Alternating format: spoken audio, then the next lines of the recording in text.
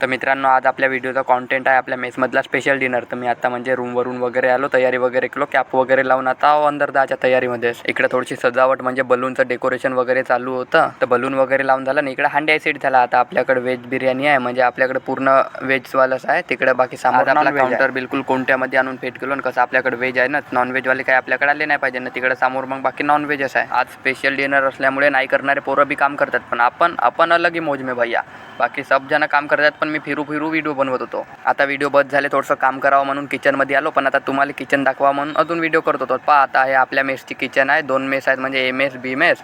तर इकडं दोन्ही साईडले हे एकच किचन पोहोचवते सामान. तर आपला काउंटर वगैरे सेट झाला आणि इकडे स्टुडंट पण आले होते. आता आपल्याकडे जास्ती येत नाही, कारण आपण व्हेजवाल्या जास्ती जण नॉनव्हेज खाणेवालेच आहेत.